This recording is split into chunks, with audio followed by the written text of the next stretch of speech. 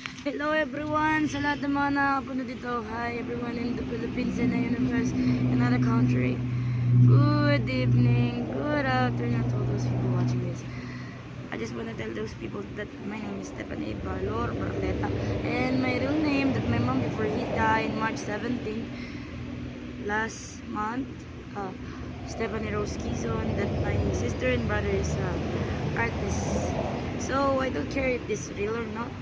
For me, I just want to tell this verse and those people who cannot understand what people telling me. That America abuses us, that America is judging the Filipino people, and selfishness of people and Chinese people in our city that we can share in our one places that we are same characteristic, that we are chemistry, that vocabulary, that we are Chinese, we are Filipino, Vietnamese, etc. Blah blah blah. We are same characters as family, Asian. That's all. Why we are abusing each other? That America telling those people of us, we are same territory, that we are same places, one places, Asia, right? Again, no. My vlog. It's not only vlogging. I'm not vlogging, no. I'm not vlogging. I'm telling who we are here in the Philippines, right?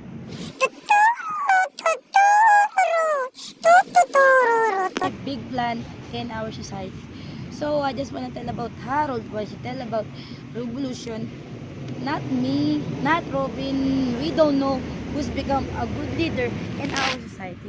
So Sana many all. of those people are not good with me. Because those people in the men shit in society, also the PNP, and also the society of the men in the Philippines is shit. How they tell about that words, they're just maniac. And also the foreigners too. I am not bitch, and people are no telling it who I am. Just tell what they said, they tell what they tell, because I am never talk them.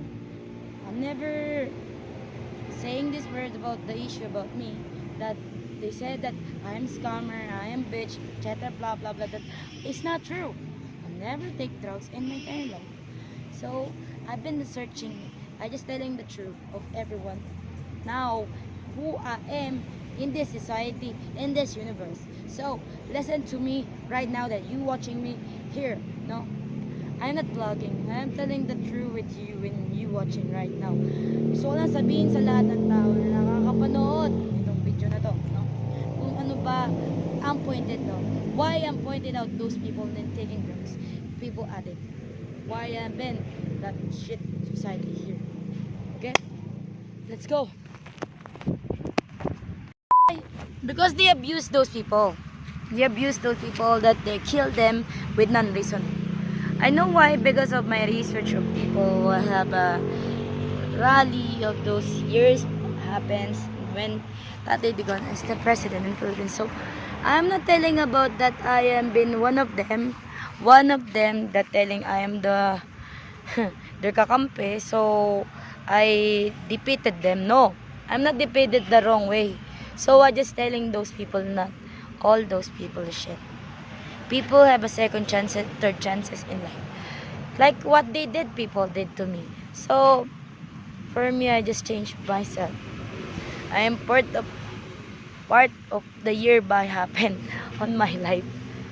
They take that thing because of one man that I fall in love with the wrong person. Name is Rando Labador, but I'm not using him for my fame thing. I just loving him in my entire life. Years haven't by. So, people watching these words, lahat ng mga vlogger dyan siguradong kilig na kilig.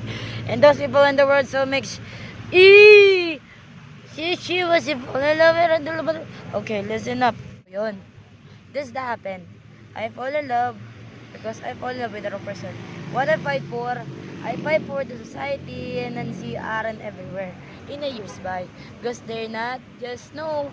There, walang utang na loob after that happens in the years, but they forgot who's the hero in the society of Manila. They forgot what they did, that they tell that I am not famous in the society, in QC, in everywhere. Because that, the saying those QC and Makati police people in security, they blah blah, that is not true. And now, I'm very angry of those people that I've been quiet in the years. Because they want me like a baby, special child in their life that I'm growing up. So, you listen up. You don't understood. If the president watching this, maybe he will be angry what you did to me. Because I know the artist people in the Philippines make me angry what you did to me. How I care about my people. I care about my Philippine people because I don't want you to abuse and say bad things of my people. Because that is my people society here in the Philippines. So when we go in your society, you are ruining it and you say bad things of us. You are judging Filipino people. Oh, come on. When you coming here in our town, we never do something on you. You're welcome and we love you. American people, girls and boys there, younger and not younger, knowing the Filipino people, we are lovable people. Why we are have wife and many wife and girlfriend foreigners there, you know where we are. So I just wanna tell you about the Asian people and Chinese people. Learn how to care your money and help people. Don't be selfish because that's for good, right? So if you love me, when you love the people, when you love me and you love the society and you love the fame who I am, thank you for all those people in America and all those in the universe. So I know what is this, the meaning of the kind of fame thing, what I told in the universe. Okay? How you care about those words that I know, that you know this, these words that I know, that you everything that you never listen to those words that you know, that these words that I telling you. How you telling about those words that I know, that I telling you again and again and again.